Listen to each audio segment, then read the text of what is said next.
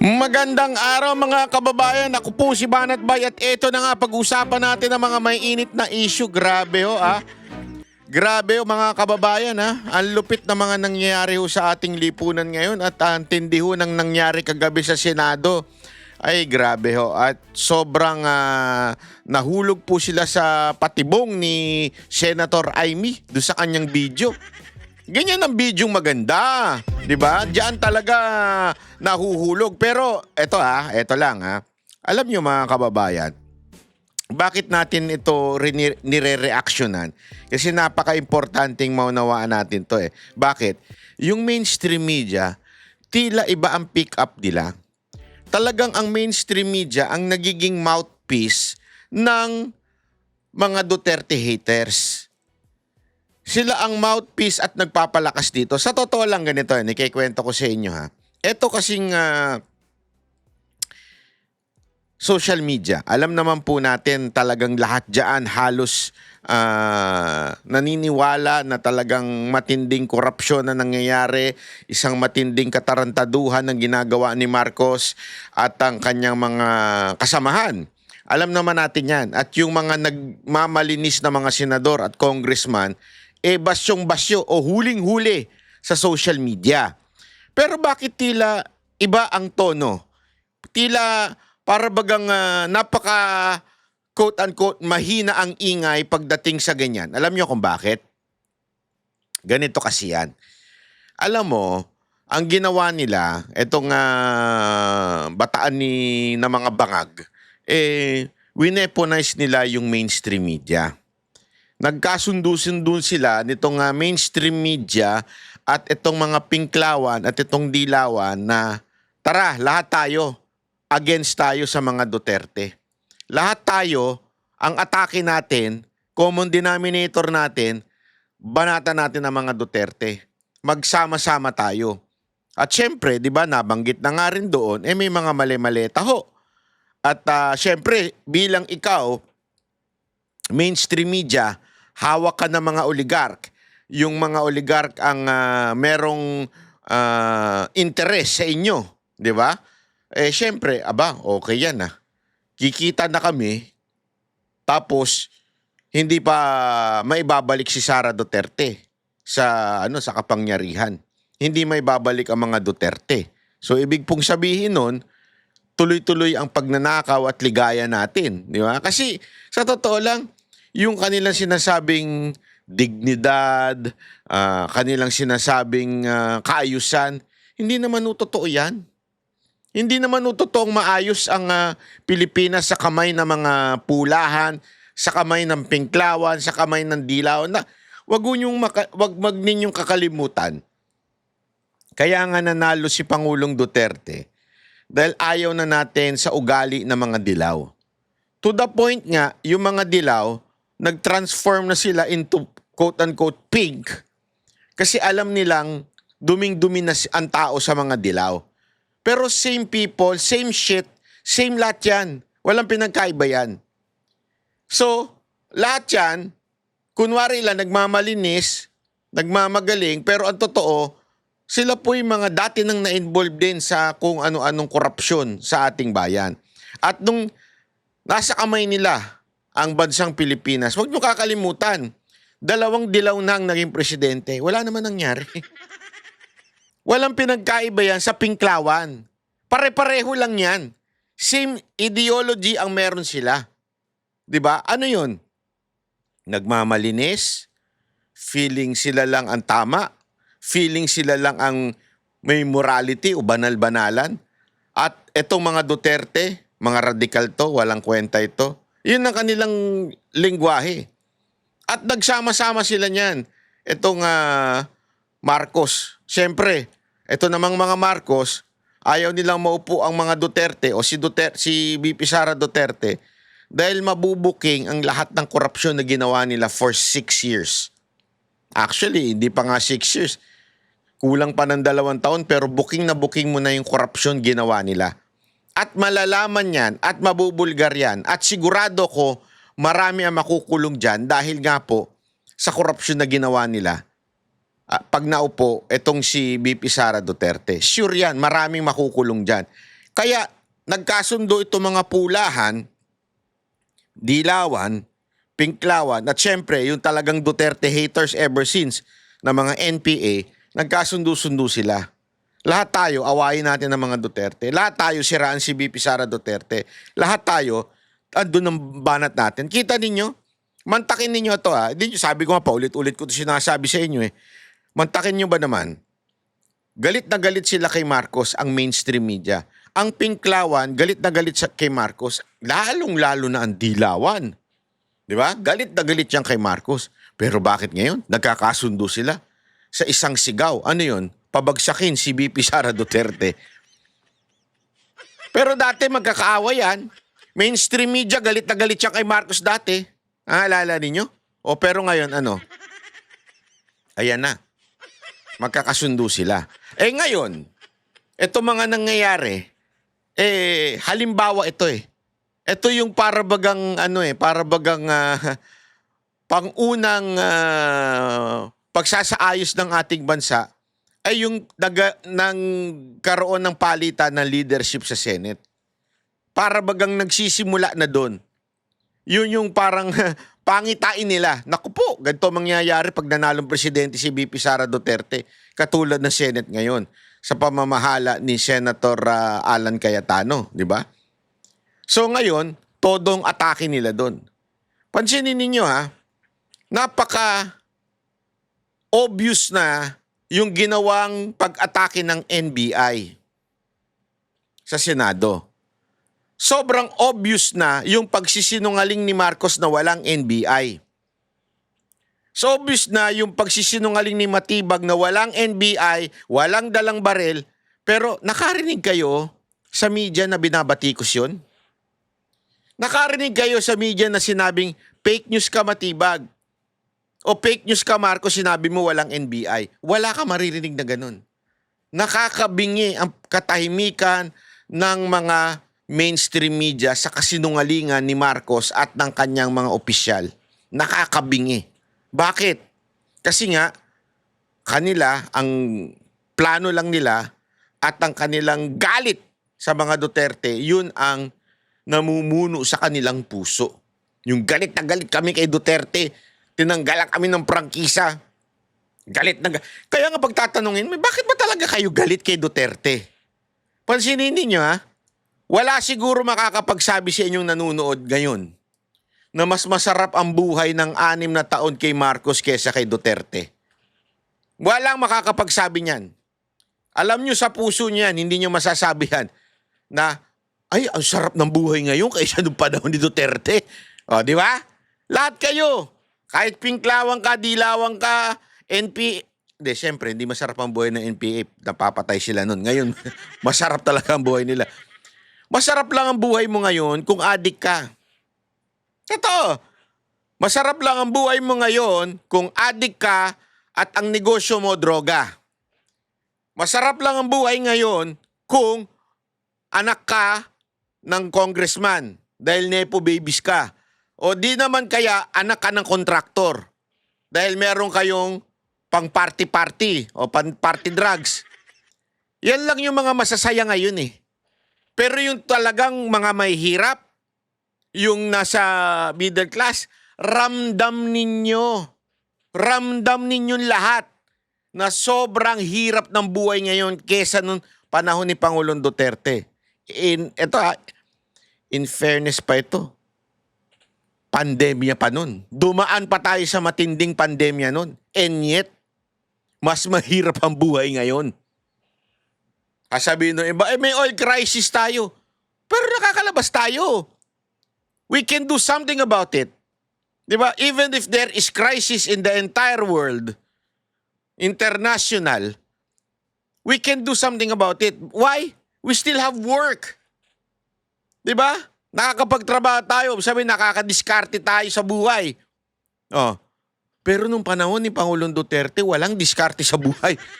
Patay ka eh. Bakit? May pandemya eh. Kahit gusto mo magtrabaho, walang trabaho. Pero, mas naitawid pa yun. Mas may mga accomplish pa yun. May mga accomplishment pa nun.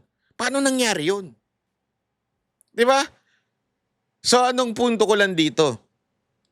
Kung matino kang tao, siguradong alam mo yan. Pero bakit ang mainstream media patuloy ang kanilang pagbibingi-bingihan sa katotohanan? Dahil nga sa kanilang business interest, personal interest. Yun ang katotohanan dyan. Dahil meron silang personal interest. Kaya nga itong pinakita ni Senator Amy, di ba? Alam mo, wala lang nag-interpolate dun sa mga sumagot na senator, pero ngayon babarahin natin sila. Oo, tayo mag-interpolate sa kanila.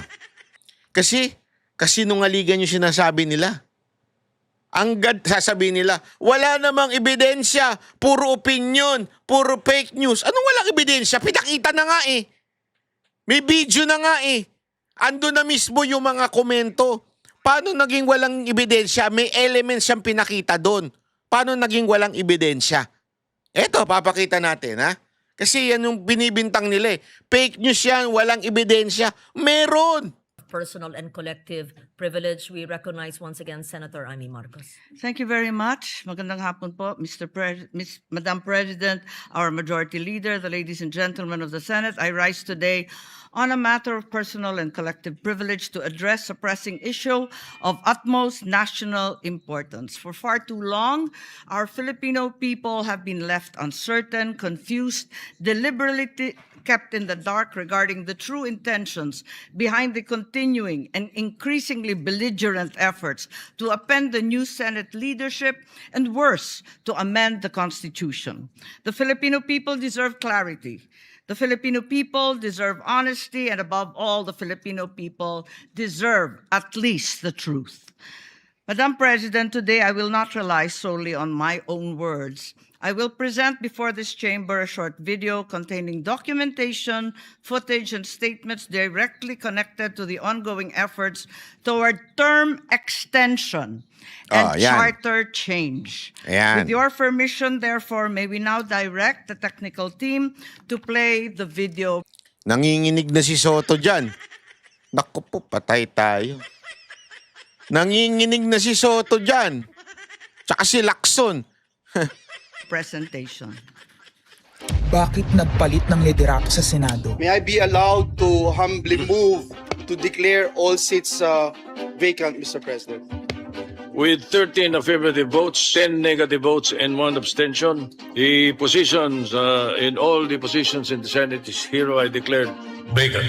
Bakit ito nilusog?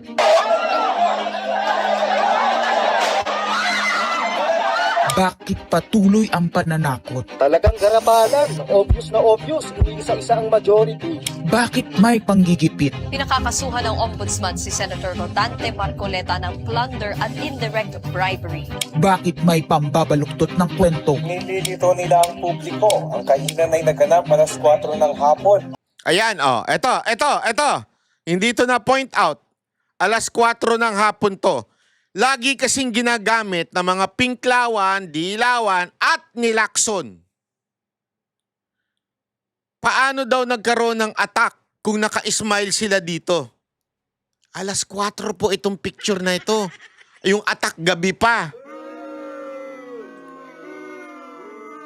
So that only means isa sa mga ebidensya, resibo, that there is a propaganda against the majority. Naintindihan natin? Propaganda. Yung sinasabing there were no attacks o there was no attack o di kaya sinasabi nila na stage kasi naka-smile. Diyan, ito na ebidensya eh. Ito yung ebidensya na meron silang propaganda. Na ano yung propaganda nila? Ayan. Yan yung propaganda nila na sinasabi nila, naka-smile pa eh. Tarantado. Alas 4 yan. Yung picture na yan inilabas. Nangyari na, nakangiti sila, caucus na yan. They were waiting for the impeachment complaint o article of impeachment para makita na nila, ma-actionan kagad nila. Kasi kung maalala ninyo, nung panahon ni Cayetano bilang Speaker of the House, di ba? Ang kwento nga doon, sobrang sipag ni Cayetano to the point, laging late na umuwi yung mga congressman. Ganyan ang ginagawa ngayon. They waited for the article of impeachment para hindi sila pagbintangan na idinidelay. Ayan, 4:00. Tas ginamit. Bakit sila nakangiti kung inaatake sila? Tarantado! Tarantado ka talaga. Yan ang masasabi ko sa'yo. Gagamit ka ng picture, hindi pa nangyayari yung attack. Tapos sasabihin mo, bakit sila nakangiti habang inaatake sila? Tarantado Ang ka. barilan, alas 7. Nagmamalaki nilang may nangangamusta. Si Camille Villar ang unang nag-update sa kasilan. Ayan ito yung nilabas nilang screenshot. Ang unang nagkamusta si Camille. Si Camille Villar ang unang nangamusta. Tapos sumunod na lang yung iba. Kunwari, nangamusta na rin. Alam ko na yan sino sa inyo walang GC? Di ba? Pag may sumagot na isa doon, naku po, patay kang bata ka. Obligado ka na sumagot. Baka sabihin, ikaw lang hindi sumasagot. Tama, mali. Kunwari, barkada ninyo, o kuwari, grupo ninyo, o kuwari, opisina ninyo. May sinabi yung boss nyo, tapos hindi ka sumagot. Yung lahat na kasamaan mo, sumagot na. Patay ako dito pag di ako sumagot dito So, kailangan ako sumagot. Di ba? Kahit ayaw mo naman. Kasi kung talagang you are serious in saying or you are really concerned, agad-agad dapat ikaw na yung nag-message. Hindi mo inantay yung majority muna. Diyan ang majority na una nag-message So, yung concern nila na nangamusta daw sila, isa na namang katarantaduhan. Nagsi-reply. Last convo, 4 p.m. Next chat, 10 p.m. Bakit may demolition job? Bakit may pait? Bakit hindi matanggap? Napakaraming bakit. At narito ang mga sagot. Yan na. Pero bago ang katotohanan, Ayan, yan. wasakin muna natin ang kasinungalingan. Ayan, Sige, bagong katotohanan. Ano ba yung mga kasinungalingan na yon? Pasok! I, Alan Peter Schramm Cayetano, having been elected to the position of Senate President, Hindi nagpalit ng liderato para sa impeachment. Hindi totoong pinapakalat ng mga nabulaga. Ito this time, medyo nagkabulagan. Ayun! Yun na yung bulagaang team. Nagkabulagaan daw. Ayan Sa bibig na mismo ni Lacson, video ni Lacson, interview ni Lacson. Okay? Yung number 1 propagandista ng minority, si Lacson. Ayan. Ito yung mahilig sa interview propagandista nila ito Ito. Ang impeachment ay labanan ng numero. Hindi ang mga Duterte aligned ang dapat mangamba, kundi Ito, kita niyo nito. Ang isang laging sinasabi nila, itong mga tarantadong to, sinasabi nila na kaya daw inagawa leadership because of impeachment. Para daw i-acquit si VP Sara Duterte. Oy, tama nga naman. Oo nga, di ba? Gusto nila maagaw yung leadership para ma-acquit. Gunggong! Eto, paliwanag dyan. Makinig kayo. ang mga sa umpisa pa lang ay may hatol na. Ang sinasabi, sir, ng ibang mga kritiko, itong Senate leadership shake-up ay tungkol lang daw sa impeachment. Lahat na i-connect. As I told you, may 12 kami. Si Bato is 13. So kahit nawala naman siya, ang pinag-uusapan dito is whether or not you will be able to get 16 votes. Hindi siya ang pagmumulan ng 16 votes. Wala siya doon 12 kami. Bakit kami You need 16 votes. 2/3.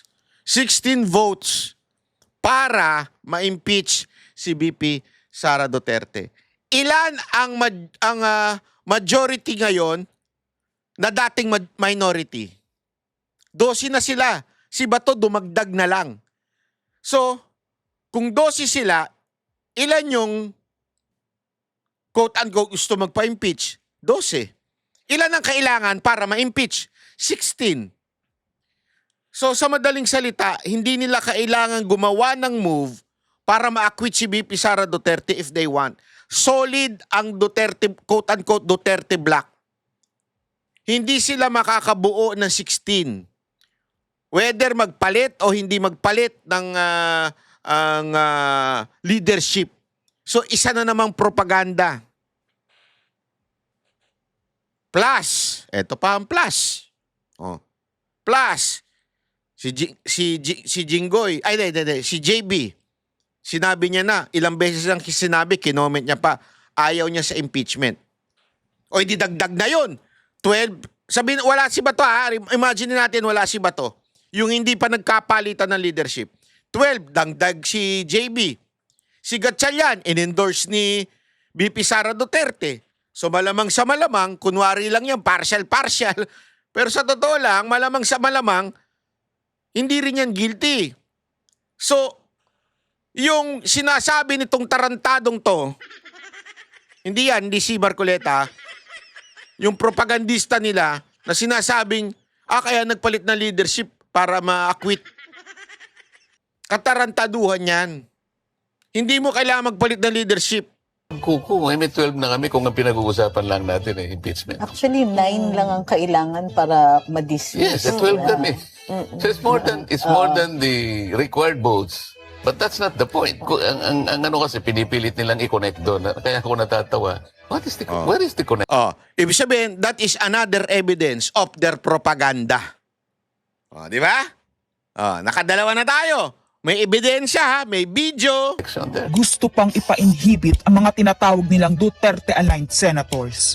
Nananawagan pa ng partial kuno at pagiging patas, pero sa publiko, may mga pahayag na hindi makakatakas. While VP Sara is in power, the threat of a full-blown Duterte comeback is still a very real and present danger. Ayan.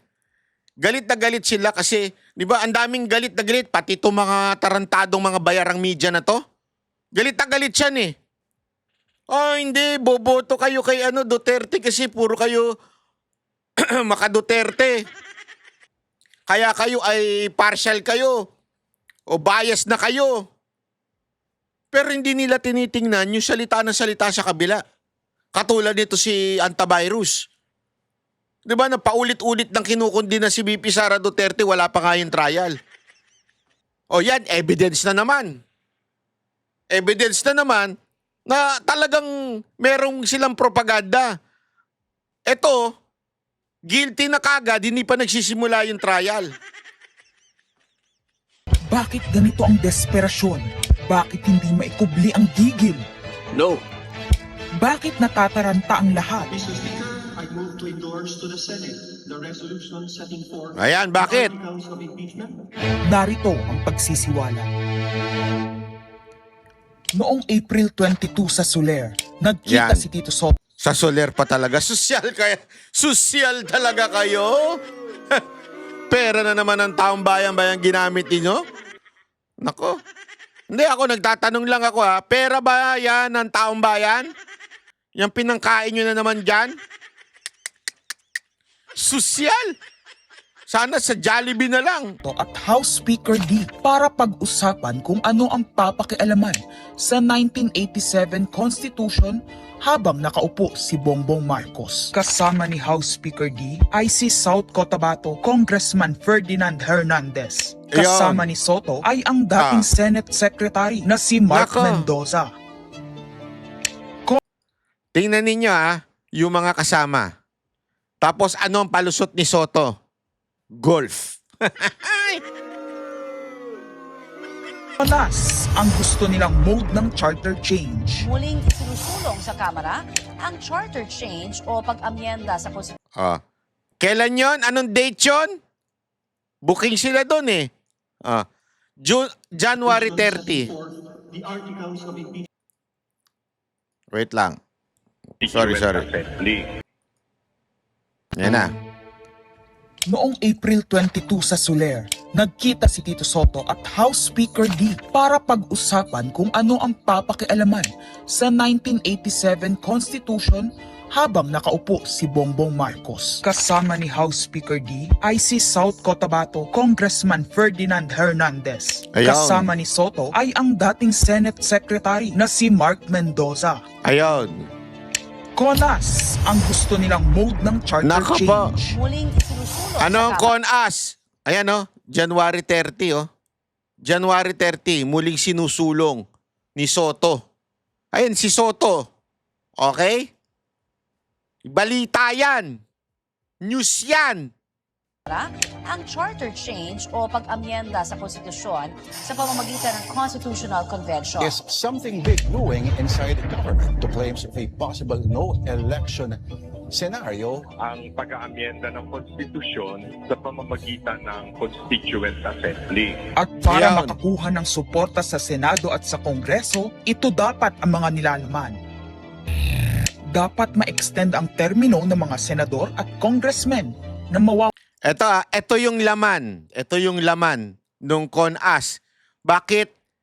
Tandaan ninyo ha, nandiyan si Lito Banayo na sinabihan din. wala na sa pwesto by 2028. Ang eleksyon sa bawat senador ay magiging by region. Nagdiskusyon sila kung 2 o 3 senador per region. Kinompute nila kung mayroong 18 regions, nasa 36 o 54 ang magiging senador. Lumutang Nako. din ang usapang para hindi makaporma si Inday Sara sa 2028, gawing 50 years old ang edad ng pwedeng tumakbo. Pero nagpanukala rin si Soto na pwedeng gawing 35 years old para kay Oh, meron silang reklamo dyan. Kesyo, handali, ano ba talaga? 50 years old? O ito, ang usapan kasi nag-uusap-usap. Feeling ko yung kamera, itong si speaker, yun ang utos sa kanya na gawing 50 para hindi makatakbo si Sara Duterte. Ngayon, maybe, nagsuggest, naku, masyado namang atang obvious yan. Babaan na lang natin. Pag binaba natin, makakatakbo na si Vico Soto. Antindi ng pangarap nyo, no? Alam mo, ako, I don't have problem with Vico Soto. Paulit-ulit ko naman sinasabi sa inyo, I think, marami naman ako nakakausap sa Pasig. Maayos naman si Vico Soto as a mayor, pero hindi siya pang-nasyonal as of now. Maybe in the future. Why am I saying this? Kasi marami naman nagsasabi talaga na okay siya sa Pasig, na wala ang korupsyon, pero mabagal ang movement. Hindi ganun kabilis. Kaya nga ngayon, hindi mo pa siya talaga totally masasabi na sobrang ganda na ng Pasig. Di ba? I mean, yung to the point na, ay ito, pwede itong model for the entire Philippines. Hindi pa ganun. Maybe magagawa niya siguro yan, maybe after 3 terms, okay. Di ba? Takbo uli siya sa susunod na eleksyon, pwedeng ganun. Pero as a national, hilaw na hilaw pa. Hindi naman po biro ang pagiging mantakin mo presidente. Eh yung Pasig nga, ang dami pang ano dyan eh. Cotton caps dyan eh. Yung traffic enforcer nila eh. Hindi pa nababago yung kultura ng... At eto kasi hindi maintindihan ng iba eh. Davao City is not just Davao City because of the leaders or the mayor. And not only that. Kasi sinasabi nila, alam mo, ito paulit-ulit din namin, sinasabi ni Basti sa amin ito nung nagkakausap. It's the culture na naipasa from the leader below. Hindi naman kakayanin ng entire mayor lang eh. Yung kultura baga, naipapasa. Ano ibig sabihin nun? Yung kaugalian nung pag ang mayor straight, magiging straight din ng mamamayan. Hanggang naipasa na nila. Kaya nga pag ikaw nag-yosi dyan, nag-vape dyan, sisitahin ka eh. Hindi mo na kailangan daanan pa ng pulis para sitahin ka. Hindi, sisitahin ka na mismo ng mga tao dyan. Pag nagkakalat ka, sisitahin ka na rin. Kasi nga may kultura na po silang na-adapt doon sa kanilang mayor na stricto. Sa mga taxi, ganun din. Hindi naman 24 hours nakabanta yung mayor sa taxi. Pero bakit sila nagsusoli ng sukli? Kasi nga yung kultura na eh. They are proud as Davaoeños. Proud sila. And they want to have that kind of culture. Hindi pa po ganun ang Pasig. Now tell me, ganun na po ba ang Pasig? Ulitin ko okay ako kay Vico Soto, but not now. Kulang pa siya sa bilis kilos eh. Kulang pa siya sa yung piga ng tao. Hindi mo kasi madadaan yan sa kaaway mo lang si Diskaya tapos na usapan. Di ba? Hindi pwedeng ganun yun. Kaaway ko si Diskaya lang kaya kong banatan. Dapat talaga entire thing eh. Vico Soto dahil ipagmamayabang niyang kayang talunin nito si Inday Sara. Meron ako idadagdag maganda, Vicky. Ibaba natin ang edad ng presidente to 35. Nagagaling ng... Ayan sa bibig niya na galing. So lahat ng mga ikinikwento kila Aimee, kinikwento kay Lito Banayaw, eto na. Merong ebidensya pala. Hindi lang naha-highlight ng media. Isang beses, kasi ganito media. Ganito gimmick na media. Kunwari lang, i-interview. Pag na-interview, okay na yun. Basta masabi lang, nag-interview kami Pero hindi na nila ifa-follow up yan. Ngunit datapot subalit. Pag si VP Sara Duterte o kaya si Basti Duterte ang may sinabing medyo alanganin, araw-araw yan. Buong linggo yan, topic ng media. Ganyang katarantado media. Kunwari lang, hindi naman in-interview din naman namin yung may ganito din naman hindi. Yung mga follow-up, wala na kayo. Yung mga hindi nyo na Ito nga mantakin mo ang tindi nung ginawa ng presidente natin. Ano sinabi? Walang NBI dyan. May nag-follow up ba niyan? May nagdikdik ba niyan? Sandali, sabi ni Marcos walang NBI doon. Ngayon meron na. Imagine ninyo Imagine ninyo kung sakasakaling si Pangulong Duterte pang presidente, yan na nangyari. Pustahan tayo, mga isang buwan yung topic na yan sa mainstream media. Ganyan sila kabayaran. Bata na yun Magagaling Ibigay na natin sa mga kabataan na pagpatakbo nitong bansa. Baka puro matino pa ilagay natin. Baka sabihin nila, Senator Soto, this is to siguro allow your nephew, si Vico, na tumakbo. Sabi ko na maging qualify. Sabi ko na mag-iisip sila ng gano'n. Hindi ko naisip si Vico. Wow! Napakasinungaling. Hindi ko naisip si Vico. Alam na maaminin mo. Hindi, meron talaga akong pangarap kay Vico. Alam na maaminin mo. Mantakin mo 35 years old, gusto mong gawing presidente na? Hindi ko naisip si Vico Ang impormasyong ito ay mula mismo sa kasama sa meeting. Kasama din nila ay isang congressman, isang gobernador, isang retired military officer, isang dating may mataas na katungkulan, at 5 mula sa private at business sector. Kaya ba binaliwala ang panawagan ng taong bayan? Kaya ba binaliwala ang paalala ng Iglesia ni Cristo?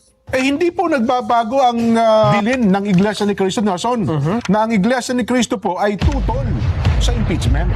Kaya ba nagtatapang-tapangan ang mga umaastang bida sa ginagawa nilang tunay na drama? Kaya ba nila sinasabing hindi sila natatakot sa eleksyon ay dahil alam nilang walang eleksyon na magaganap? Hindi po kami natatakot sa Ayun, kaya pala hindi siya natatakot.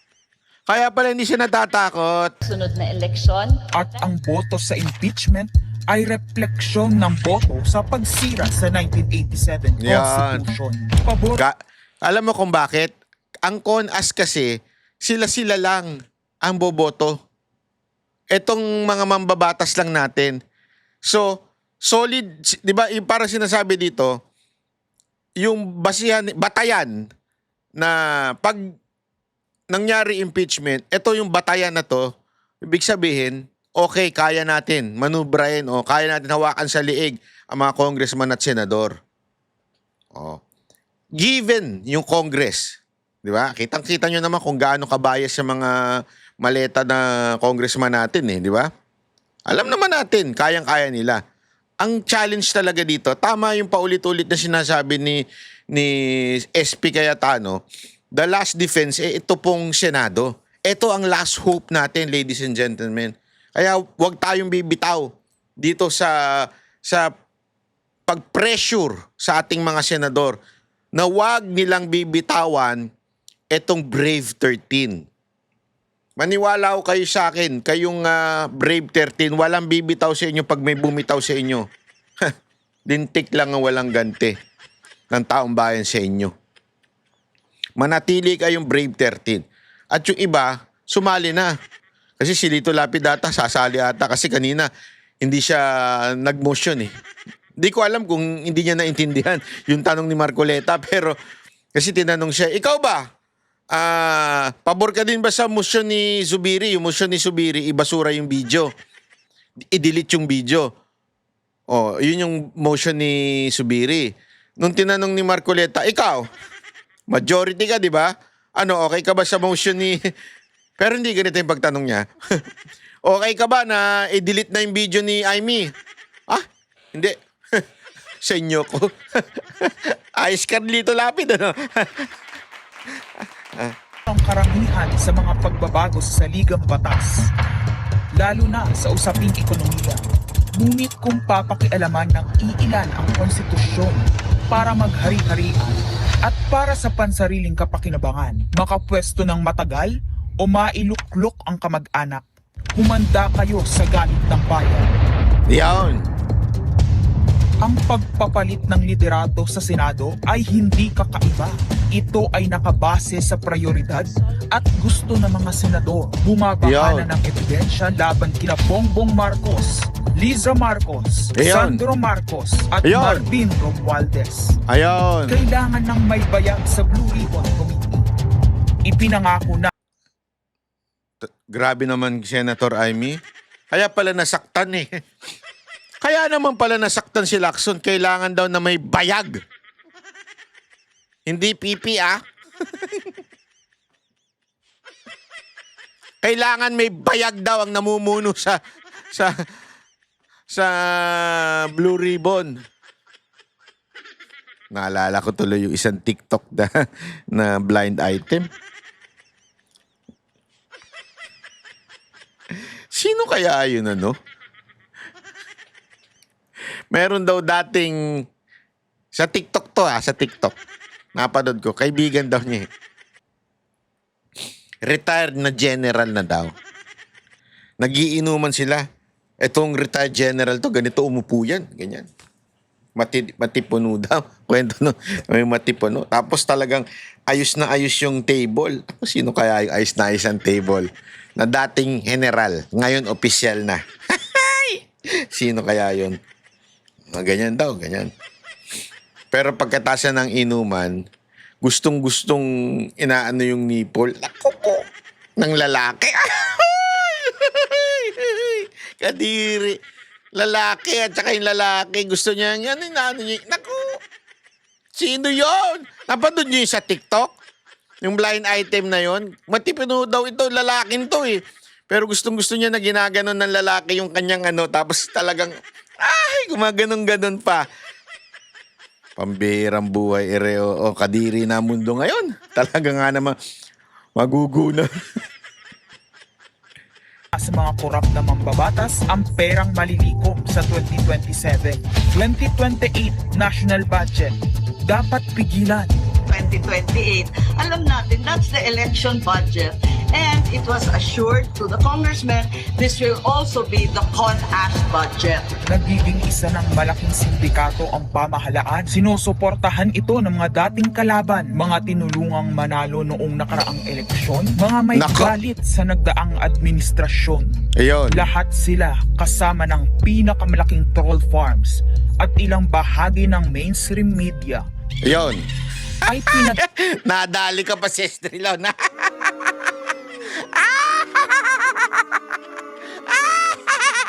Halatang-halata kasing kargado eh. Kargado eh. Kargado eh. Gagana ng dalawang bagay. Pera galing sa korupsyon, galit sa mga Duterte. Mahalaga ang liderato ng Senado para sa mga korap at nakasandal sa mga buwaya ng kapangyarihan. Ngunit mas mahalaga ito sa mga naninindigan na ang Senado ay bantayog ng konstitusyon na hindi dapat tinatakot, sinusuhulan at iniipit upang maging tau-tauhan. Maaaring hati ngayon ang Senado. Maaaring kanya-kanyang bersyon ng kwento. Wala nang pakialam kung ano ang totoo. Isa itong indikasyon na gumagana ang demokrasya. Kailangan lang maalala ng bawat senador na kahit sila ay may kapangyarihan, hindi dapat nila malimutan magpakatao. Sa kabila ng lahat ng problema, pinakamababang halaga ng piso sa kasaysayan, mataas na bilihin at gasolina, kawalan ng trabaho, halos wala nang makain, nagpapakamatay na mga magsasaka. Kaya pala galit na galit talaga sila, no? Ang inuuna ay politika, impeachment at kung ano-anong propaganda para mabalik ang kontrol sa Senado ng Ayan. mga nangako na maisakatuparan ang pagpapahaba ng panahon sa kapangyarihan. Kung magde-deny yung mga nandoon sa meeting na yon at pabubulaanan yung aking sinabi, then sasabihin ko kung sino ang nagsiwalat sa amin. Kasi magugulantang ang buong bansa pag siniwalat ko kung sino yung nagsabi sa amin.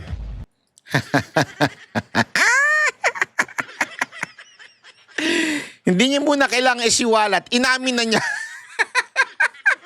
Dito, alam mo, eto dito kayo magtataka mga kababayan.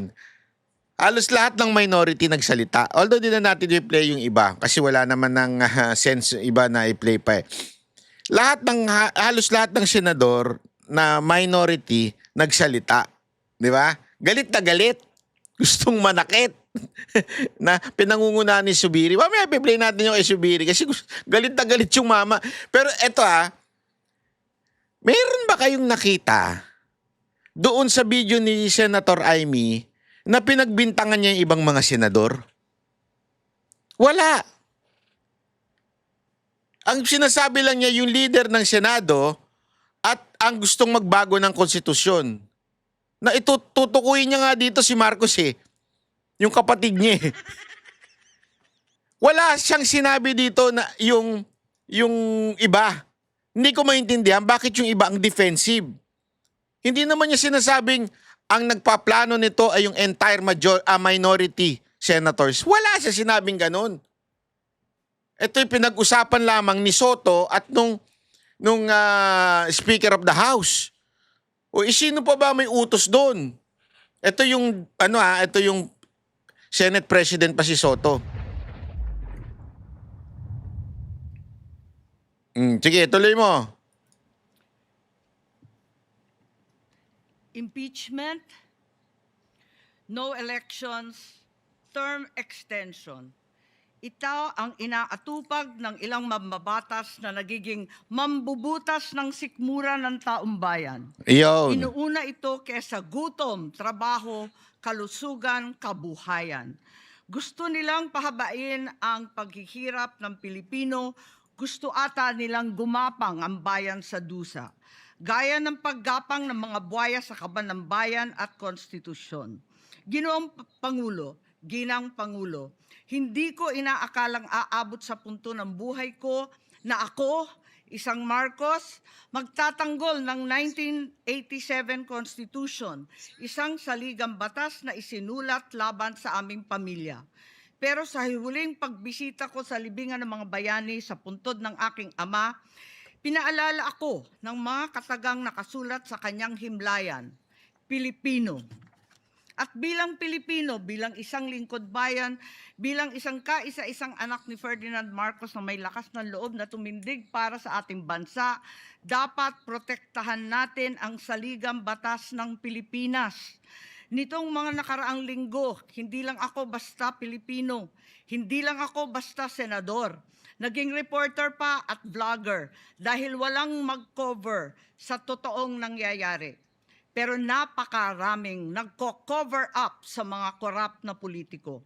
Kung meron nakakaalam sa galit ng bayan pagdating sa pagpapahaba ng poder sa kapangyarihan, nasa unahan na ako ng listahan. Hindi ako makakapayag na walang maisabuhay sa mga aral ng kasaysayan. Noong naharang natin ang PI na yan, People's Initiative, noong Enero 2024, hindi naman sila tumigil.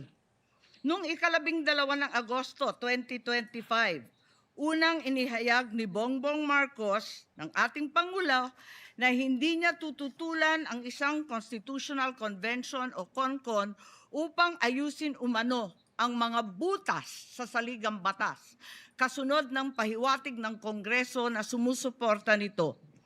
Pagsapit ng Nobyembre, nung nakaraang taon din, naghain na si Congressman Ronaldo Puno at mga miyembro ng NUP, National Unity Party, ng House Bill 5870, naglalayong magpatawag ng Constitutional Convention. Ito nilalatag ni Amy yung ebidensya. Tapos sasabihin nilang walang ebidensya. Ito, naghain na. Naghain na para magbuo ng CONAS. Upang magmungkahi ng mga amyenda sa konstitusyon. Noong 30 ng Enero 2026, nagpahayag naman si dating Senate President Soto ng suporta sa pagtalakay ng mga amyenda sa konstitusyon matapos ang desisyon ng Korte Suprema. Ito detailed po yung sinasabi ni Senator Amy. Mga panahon na nagpa-interview, panahon na nagpasa ng bill. Ito, detalyado, with evidence. Kaya hindi ko maintindihan at wala rin bumara na sinasabing wala daw ebidensya. Ayan na nga Pag-aaralan na sinabi na nga ni Soto sa isang interview Makaugnay ng impeachment laban kay VP Sara Duterte. Agad itong ikinatuwa ng tropang NUP na nagsabing mahalaga ang kooperasyon ng Senado upang maisulat. Yang tropang NUP na yan ang kaalyado ni Marcos sa Kamara, yung partido na yan. Ang mga reforma sa saligang batas. Gayunpaman, noong ika-31 ng Enero 2026, sumagot ang Malacanang, hindi raw prioridad ang charter change o CHA dahil nakatutok umano ang Pangulo sa mga isyong pang-ekonomiya. Isang pahayag na inilabas matapos magpahayag ng suporta si SP Soto noon sa pag-amyenda ng konstitusyon.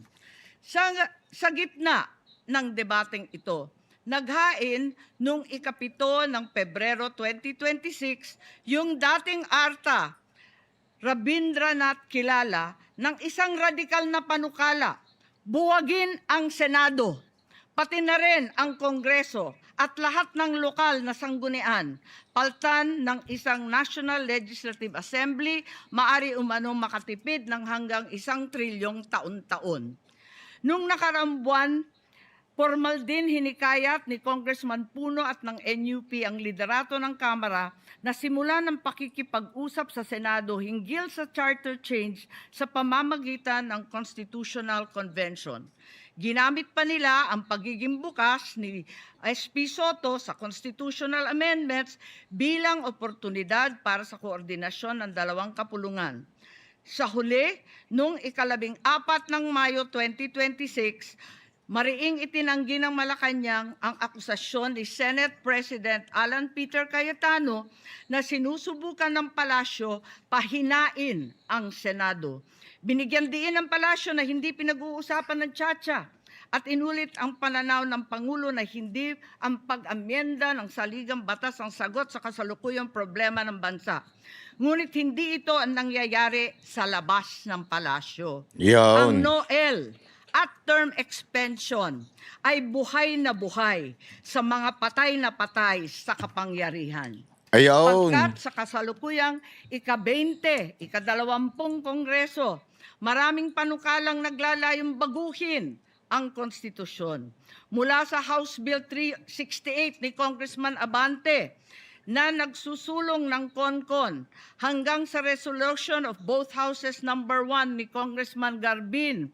Sinundan pa ng resolution of both houses number 2, naglalaman ng mungkahing ibaba sa 35 anyos ang minimum age requirement ng presidente at ang vice-presidente 30 ang edad. Nakikita ninyo? Ito na yung ebidensya. Sinasabi na ni Amy ngayon ang mga nangyayaring bill sa Kamara. Okay. Kaya lang, ang problema niyan, hindi nila pinopoint out na ang problema talaga niyan, sa Kamara, lutong-luto na yan. Naluto nila impeachment, kaya nilang lutuin dyan. Eto, pera-pera lang naman yung mga congressman na yan eh. Ang mahihirapan sila, Senado. That's why, kita ninyo yung bagsak ng propaganda laban sa bagong leadership ni Cayetano. Sama-sama sila. Pinklawan, Pulahan, NPA, media, sama-sama yan. Isa lang ang kanilang tono, ayusin natin ang dignidad ng Senado ngayon. Tarantado pala kayo eh. Ngayon nga naayos dati, utusan lang ni Marcos. Tuta lang ni Marcos. Ngayon, independent, may wisdom yung namumuno. Yun ang katotohanan. Di ba? Ang linaw-linaw. Ang ganda ng pamumuno ni Cayetano. Pero bakit 4 silang mga grupo dyan na pinopondohan ng oligarch, ang tono iisa? Ibalik natin ang dignidad. Ang gulo-gulo na ng Senado. Tarantado ba kayo? Kayo nga yun ang gulo eh. Yan ang tono ng executive eh. Ang gulo-gulo na ng Senado. Gago ba kayo? Tauhan nyo yun ang gulo. Tauhan ninyo yun ang umatake sa Senado. Bukod dito, Congressman Richard Gomez naghain ng resolution number 3 upang amyendahan din ang Constitution. Meron pang resolution number 4, nagmumungkahi gawing 3 taon na lamang, 3 magkakasunod na termino ang panunungkulan ng mga senador. Nariyan ang House Resolution 460 ni na Congressman Oreta, Congressman Remulla, Congressman Dasa at iba pa na bibigyan linaw daw ang kahulugan ng forthwith sa impeachment. At mula noong Abril, habang hinihikayat ng mga congressman na bumoto sa impeachment, malakas ang ugong ng no-el sa 2028. Lumutang na rin ang mga detalye. Magte-term extension ang mga congressman at madadagdagan ng 3 taon na mananatiling nakaupo sa pwesto hanggang 2031. Ganon din, 2028. Ganon din ang mga senador, pati ang Pangulo, hanggang 2031 na raw. Kung may eleksyon man sa 2028, sa lokal na lang. Kaya, Visayas o Mindanao ka man, suportado ng iglesia o hindi, walang problema dahil walang eleksyon. Kaya ang tanong ngayon, ayaw ba talaga ng palasyo sa Chacha o kunwari lang? O talaga bang wala ng respeto sa Pangulo? Bukod kay Lito Banayo, napakarami kong sources patungkol sa mga meeting na naganap para sa isinusulong na Constituent Assembly o CONAS. Mga kalipunan ng mga politikong hindi nananalo sa mga matataas na posisyon, inaambisyon nila. Kung hindi kayang manalo sa boto, baguhin na lang ang konstitusyon. Noon pa man, hindi ako naging hadlang sa pagbabago. Kumpara lamang sa ekonomiya at ikagiginhawa ng buhay ng Pilipino. Pero magagaling ang mga buwaya. Tahimik na gumagapang upang malamon pati ang konstitusyon. Kung nagsisinungaling ang mga nagsumbong sa akin, kung sasabihin kasinungalingan ang sinabi ko ngayon at ang pinalabas, hinihikayat ko ang mga senador ngayon sa ating bulwagan. Ipangako natin sa taong bayan na may eleksyon sa 2028. Mula sa presidential hanggang sa lokal. At Madam President, magiging masaya akong mapatunayan na mali ako dahil ibig sabihin nun, mananalo ang tama. In the interest of time and that this chamber may proceed with its scheduled legislative business, I will not entertain any interpellations at this juncture and would rather allow the facts in the video as well as confronting this nation to resonate fully with this chamber and the Filipino people. I Yan na. urge this body to look deeply into what we have witnessed today, act with vigilance, courage, and fidelity to the Constitution we swore to defend. Maraming salamat po. Yan na, galit na. Ito na, yung gustong manakit. Ayan na. Madam President, may Ayan na. Yes, we recognize Senator Mig Subiri. point of order. Madam President, the point of order. Under Section 93, 94, 95 on unparliamentary acts and language, I just want to point out that the video that the lady senator presented was obviously opinionated, a propaganda tool, right? It's should be. Kita nyo ito? Ito, malinaw pa sa mas malinaw. Tanga na lang hindi makapick up. Pinuna yung the way Senator Amy is parang quote-unquote delivering na kesyo. Dinaan nila sa rules. Para bagang, hindi, bawal yan. Bawal kang magbigay ng opinion mo. Bawal kang makakabasto sa kapwa mo senador. Yun ang sinabi. But they did not answer the question. They did not answer the challenge of Senator Amy. Sa bandang dulo na lang eh. Buti, napaamin ni SP Cayetano. Pero, tinatanong ni Senator Amy, ngayon, eto yung pinisinta kong ebidensya.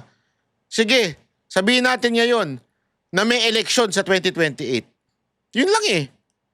At gusto niya maging mali siya sa kanyang pinakitang video na hindi pala totoo. Pero ano pinuna ni Subiri? Hindi kasi the way you according to our rules rules. Is stricken off the record, Madam President. And it's unparliamentary. We've seen videos presenting evidence on issues that are taken up on the floor. Senator Tulfo always comes out with videos showing people being mauled, people being abused for the information of this body to act on that particular issue. But to come up with an opinionated piece like that, ganong klaseng video na propaganda na showing in. Pero hindi nila pinuna yung video na nilabas ay mga presentation na nila. Kasi kung sinasabi nila na masama yung banatan yung kapwa mo senador, sandali. Si Lacson ilang beses na nagganyan eh. Binabanatan niya si Marcoleta eh. May pinalabas pa nga 'di ba na may kesyo yung tinatakpan-takpan pa. Doon eh. Pinagtanggol nga ni Marcoleta ito si Amy. Kasi ako, Madam President, hindi naman ako sang-ayon sa people's charter change. I was the first one in this institution who fought that kind of move with the PI. And all of us together, kaming lahat, for the first time in the history of the Senate, 24 senators tumayo dyan at pinasapu natin yung Contra People's Initiative, na fake People's Initiative. Na talagang kinall out natin yung lahat ng grupo ng tumutulak nun, from the Speaker and even Malacanang, kinalaban natin. Kaya wala kaming kinalaman dyan. Bakit sinama kami dyan sa propaganda na yan? Na dahil kami, Duwag 11? Ano ba yan? Bulaga 11? Wala naman sinabing ganyan. Ang tanga. Taka ka ba? Yun na lang. Tanong niya na, taka ka ba, Subiri? Wala naman sinabing ganyan. Nagsabi ng bulaga, na bulaga tayo. Si Lacson. Doon sa video, ang nagsabi ng nabulaga, si Lacson. At grade 13, that should not be shown here. Because what will stop us now, Madam President, for that lady senator, that we come up also with a propaganda video here, papalabas din namin, yung mga sala nila. Oo, kung ano-ano, hindi naman kami ganyan. Parang ito, no? Parang ito yung nahuli na kamote na driver. May kasalanan ako, huli mo rin sila! Hindi pa pwedeng ako lang. Dapat silang lahat. Ganyan ugali ng mga ibang driver. Hindi lang naman ako nagkakamali sa kalsada. Bakit sila? Bakit? Ako lang ang hinuli mo. Tarantado ka lang. Mag-isa lang yung traffic enforcer eh. No, to gain Lulusot ka pa eh. Parang ganyan din eh. Lumulusot pa eh. Hindi. Kung kami rin magpalabas, di kayo rin, mga mali. action to gain views and publicity will destroy our fellow colleagues here? Walang ganyanan. Ako, hindi ako nagagalit. Kilala niyo ako. Ako pinaka-amiable dito. Mahal ko kayo lahat. Pero hindi tama yung pangyayaring iyon. Gusto mo nang manakit Di ba? Kung galit po kayo, magsalita po siya dyan, magalit siya sa gobyerno niya. Magalit siya sa kapatid niya. Buhayin niya kapatid niya. Pero huwag naman yung idamay yung mga tao na walang kinalaman dyan. Katulad yan, never ako kinausap ni Senate President Soto. Never ako kinausap ng mga kasamahan ko dito about... Ba't ba ang defensive mo? Wala naman sinabi sa bidyong ganun Ay nako, subiring balimbing. Subiring balimbing. Walang sinabing ganun. Charter change. Kasi alam din nila, tutol ako. Tinanong ko din sila. Wala silang kausap. Wala silang kinalaman. Wala silang alam sa charter change. This whole group is just nodding, shaking their heads. There is no such thing. Inday-badiday na ba tayo dito? Imbay-badiday. Sasabihin mo, bawal na mangaway, pero nangaaway ka na ngayon. Una-una, hindi naman sinabi ni Aimee na, kayong minority, gusto nyo ng, ng CONAS. Wala sinabing ganyan. Ang sinasabi, yan ang plano. Yan ang plano ng Malacanang. Yan ang plano ng Kamara. Kita ninyo, kaya nga gusto nila makontrol ang Senate presidency. Sa Senado. Kaya nga sinasabi, we're a circus. I apologize to those who are watching. They think we're a circus. We are a circus because this type of language that we are pushing in this August chamber, it's unparliamentary, Madam President. It is unparliamentary. And I'll tell you now, these people here, ladies and gentlemen, in this body are not in favor of any amendments to the Constitution. We just want to bring back the integrity of this same chamber. Ganda na nangyari dito, no? Ang ganda na nangyari dito. So ngayon, lahat sila todo deny. Ayaw namin yan. Ayaw namin. It's not as a group, as a body, that we fight for our integrity, for the good name to be brought back. Huwag kang iiyak, For people huwag kang like iiyak. Jokno, people like Tanyada, Huwag people kang like iiyak. Aquino, people like Salonga, even Frank Drilon, people like Miriam Defensor Santiago, Huwag kang iiyak, Joko huwag kang Arroyo, who iiyak. stood here for what was the best times of our institution. Have we forgotten that and we've made it already like a circus? Madam Chair, I do not agree. Because I'm not Macamarcos. I'm not, so when you come up with a propaganda tool like that, hitting all of us, it makes us look that we are, nasa panig po kami ng mali at nasa panig po kami ng mga demonyo. Diba? May panindigan po kami lahat dito, Madam President. So therefore, you can see my passion on this. I move to strike the horrible propaganda video off the records of this great institution, Madam President. Huwag kang iiyak. Before I recognize the former Senate President. So ayan na nga po mga kababayan, kitang-kita naman natin kung papaano, kasi hindi bukas itutuloy natin yan pero kasi dyan, hindi ho pinakita kanina Hindi nga pinoint out ng mga media Sabi ko nga sa inyo, itong mga bayarang media na to, dito kayo manood kasi siguro ako, ipo-point out ko sa inyo talagang igagano ko sa inyo, ito, sinabi ito, sinabi ito, ebidensya ito, ebidensya yung mga media, nga, putang ina. Basta sa kanila, ayaw nila sa mga Duterte, si Aimee, mga Duterte, out ka sa amin.